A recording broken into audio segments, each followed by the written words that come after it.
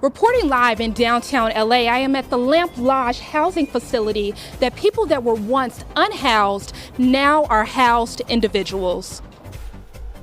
Another community is also helping the unhoused. We'll take you inside the new homes and hear from the people who worked on the project. And a group of representatives from the unhoused community rallied this afternoon in downtown LA to protest the removal from their homes. See It Live starts now.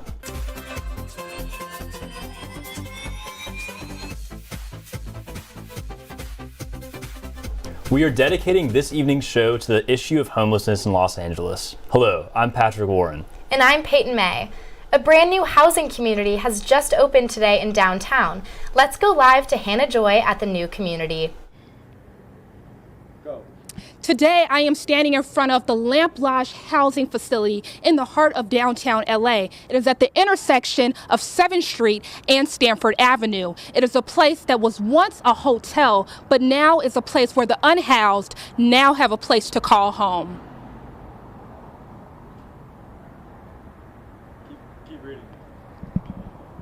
Lamp Lodge offers 82 low-cost housing units for those experiencing homelessness. The lodge also has a central courtyard, garden boxes, a full laundry room, and an outdoor patio. The California Housing Agency has gifted $196 million to the city to build 28 more properties for those in need. It's just the beginning. You can't put everybody in one building, but there's a building right there behind you that's being built.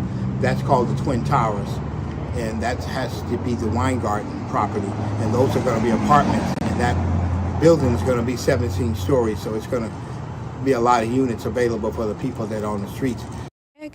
Just toss him back to the studio.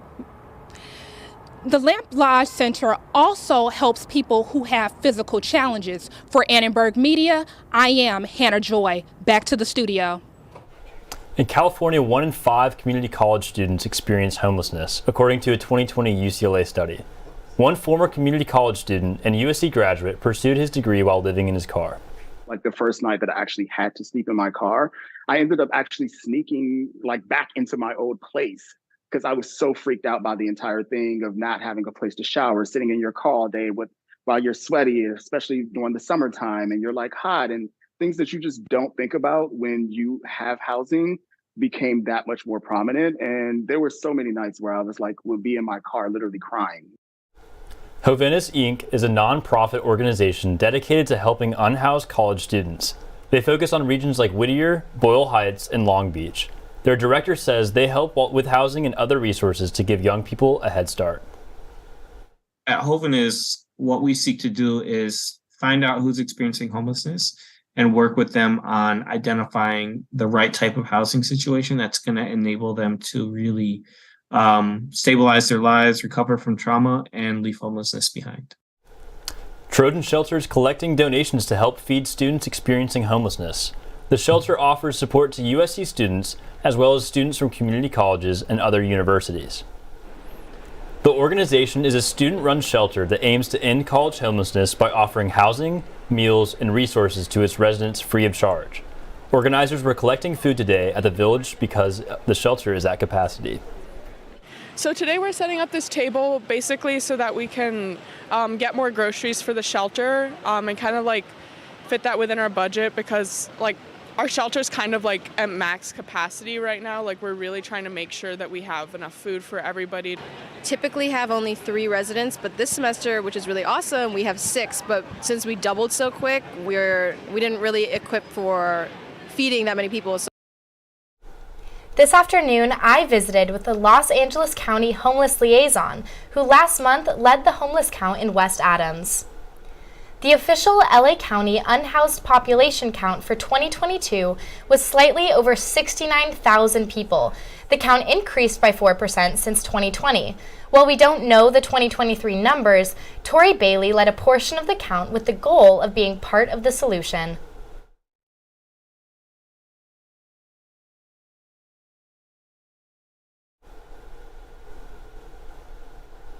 The results from the homeless count should be released later this year. LA County's Board of Supervisors authorized the largest budget plan to combat homelessness. It totals nearly $610 million. The Housing Initiative provides services for over 22,000 permanent supportive housing units and an additional 5,000 temporary beds. The budget also pledges $60 million for residential subsidies to house those experiencing homelessness for the first time. An additional $76 million will be allotted to housing programs like the Skid Row Action Plan, the Every Woman Housed program, and the RV Encampment program. What was once an empty dirt road is now a village to provide shelter for the unhoused community about 20 miles from the USC campus. Reporter Marissa Relo was at today's grand opening and talked with those who worked on the project.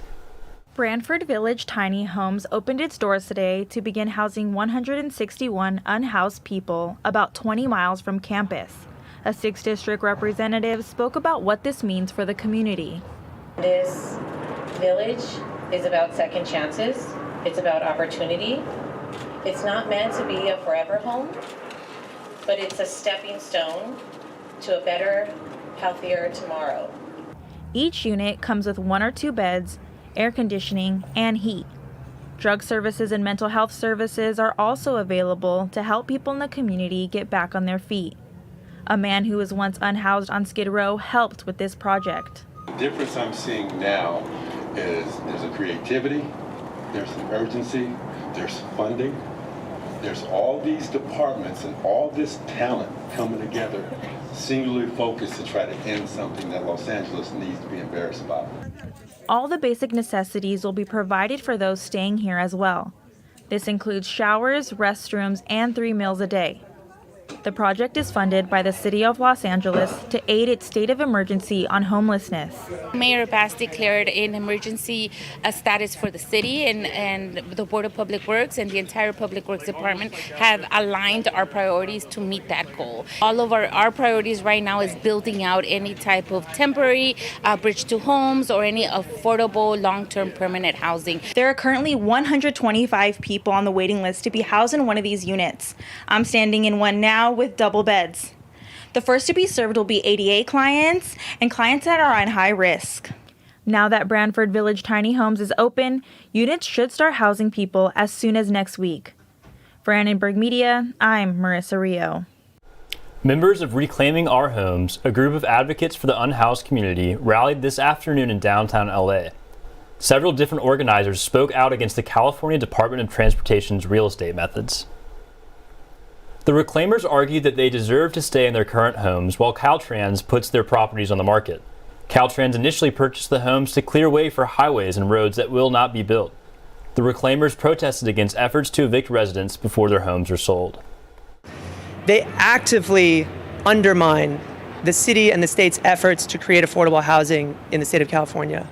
They actively destroy housing. I mean, they've created blight in the neighborhood of El Sereno. There are whole blocks of vacant homes that have been vacant for decades. We say we have a housing crisis, and we do not. It's a lie. The politicians are lying to us, and they're letting people die, and to me, that should be illegal. But I know for a fact that we have a surplus of housing, and that's being vacant and not being utilized to house people. They want to build more shelters, and that's just a waste of resources when we already have vacant homes available for the unhoused. Escudero said that she wanted Karen Bass to utilize the empty homes so that the housing crisis could be effectively addressed. An increase in traffic deaths in Los Angeles is perhaps another symptom of the city's growing unhoused crisis. For the first time in 20 years, more than 300 traffic deaths were recorded in Los Angeles. According to a report by Streets Are For Everyone, almost half of those deadly collisions involved pedestrians. 40 of those people were unhoused. I routinely see people deliberately walking against the lights and crosswalks, walking down the middle of the street, choosing to apparently obstruct traffic for amusement. And that's a very dangerous circumstance. We've probably got more pedestrian deaths per capita because we've got more homeless folks per capita and thus more homeless pedestrians per capita. The safety burden is on the driver. That's frankly where it belongs.